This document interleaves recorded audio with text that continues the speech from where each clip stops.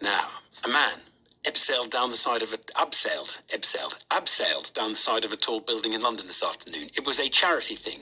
What made it special was that he's 102 years old. Colin Bell was a mosquito bomber in the RAF in the war, but he was up the side of the Royal London Hospital this afternoon. This is the moment he reached the ground.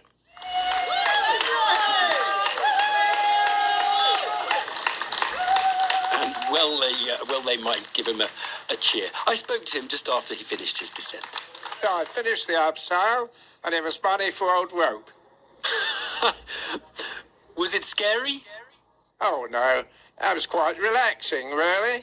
I've been much higher than the London Hospital building in my time. It was fairly straightforward, and I was surrounded by lots and lots of well-wishers, which made me suitably humble. I see myself purely as a vehicle for raising money for these three fantastic charities. So that really is what it's all about. Remind us of the charities, Colin. Well, the first one is the London Air Ambulance, who laid on the abseil for me. The second one is the RAF Benevolent Fund. And the last one is the Nursing Foundation for the fantastic nurses that have saved my life on many occasions. And they are three fantastic charities, and they deserve all our support.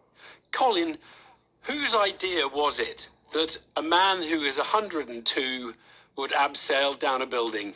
I thought that it might catch the imagination of those people who I hope will have donated and will donate to these three fantastic causes.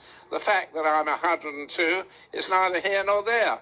Well, tell us what else you've been doing, because I think you have done some walking as well, correct?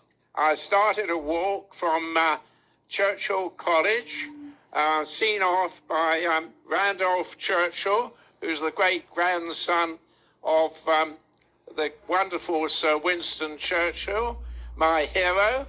I walked to the American Cemetery in Madingley Road, Cambridge, and paid tribute to the 3,800 American servicemen who lost their lives coming over here to defend us. And when I finished there, I walked across to Downham Market, which was where I served and operated during World War II, finishing up at Bexwell Church, the memorial to two wonderful airmen who lost their lives, again fighting for us.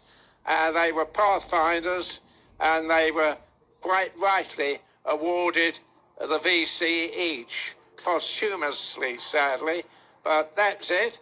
So this is a natural, how shall I put it, continuation of the whole process of raising money. Colin, I know what our listeners want to know. They want to know, what is your secret? What is the secret to a long and healthy life? Honest answer? Do you want to have the honest answer Yes. or the amusing answer? Both. Yes, I thought you would say that. The honest answer is, it is the genes that you are born with. And if you are lucky enough to have those sort of genes, and you don't get caught up in the drugs, sex and roll, you'll probably live to a ripe old age, and I've done so. And the other one, the amusing one, is it's a combination of alcohol, exercise, and the love of good women with the odd bad one thrown in. You've used that line before, Colin. I know that you've been asked the question before. I have indeed, and it's always been greeted with a howl of laughter. Colin, what is next, though? Is your charitable work now done, or is there another plan? Is there something else? Oh, no.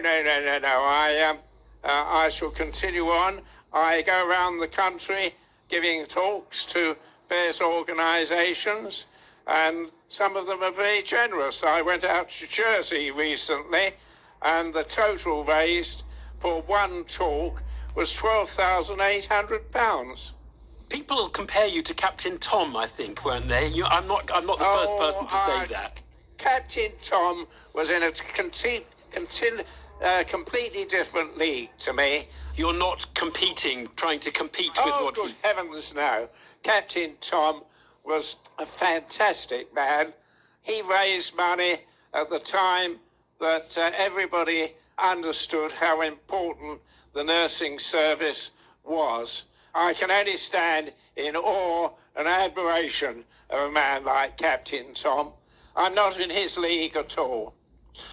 102-year-old Colin Bell there talking to me after his abseiling down the Royal London Hospital in East London.